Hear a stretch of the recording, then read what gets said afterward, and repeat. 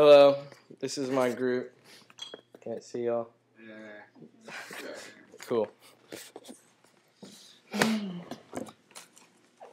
So, when preparing for this speech, it took a while for me to think of what speech I wanted to use. I've seen several different speeches and addresses, and I wanted to use a government speech that I had heard before, a different address or whatnot.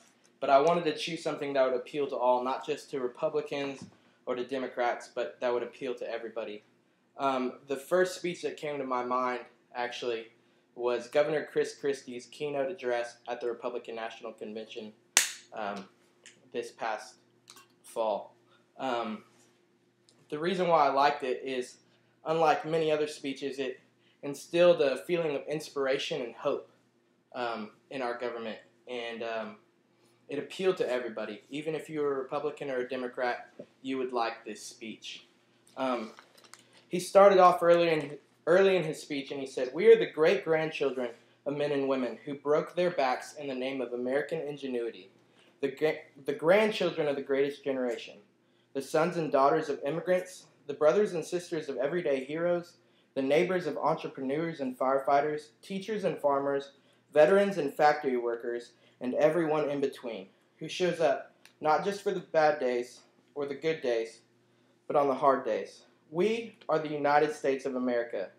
Now we must lead the way our citizens live, to live as my mother insisted that I live, not by avoiding the truths, especially the hard ones, but by facing up to them and being better for it."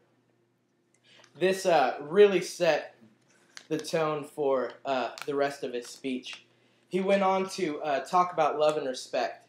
He talked about how politicians today, it seems to be a big popularity contest.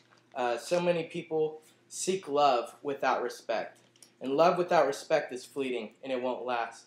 But respect with love can last you a long time. You earn respect by doing the job that you were sent there to do. So many times today, we cast our ballot for the person that we think is going to protect and honor the values that we have and that we feel that we share with that candidate. But so often they go into their office and they seek popularity and they seek re-election rather than doing the job that they were sent there to do. That brings up the second point that he had. We need politicians who care more about doing something rather than being something. Once again, so often we see these candidates just going up there trying to win the prom king vote rather than the vote for public office. Now, the real part that fired me up about his speech is when he talked about believing in ourselves as people. Governor Christie talked about his tenure as governor in New Jersey. He talked about how he balanced the budget for 3 years. He lowered taxes and he reformed the education system in New Jersey. That's a big feat, and those are big problems that we see today in America. We can't turn away from these truths and just look the other way. We have to accept these problems and we have to face them. That's a big thing today. And with politicians who don't want to do their job and just want to win the popularity contest, we can't do that. So I want to end by saying we need politicians who care more about doing something rather than being something. I wanted to thank you all.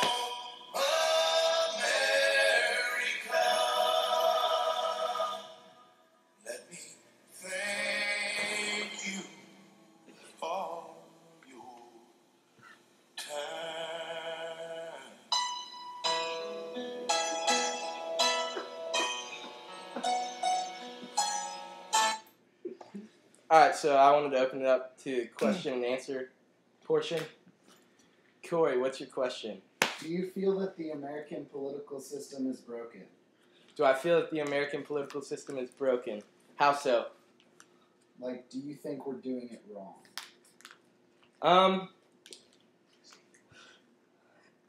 I feel that there's ways to do it better. That's a really tough question. Thanks for busting out the hard ones right there. But, yeah, I feel like there's ways to do it better, but I feel like everybody in their mind has a different way of doing things, and nobody has the same way of doing things. I feel like the best thing that we can do in our government is stick to the Constitution and stick to the frame that was set before us in our founding. Any more questions? Where do you stand on gun control laws? Where do I stand on gun control laws? Everybody should be able to have a gun. I have guns. I love guns. Who'd you vote for and why? I voted for Mitt Romney, mainly because his economic background and his smarts. I feel like he could deal with the economy a lot better than Obama, but still back our president. Heard that.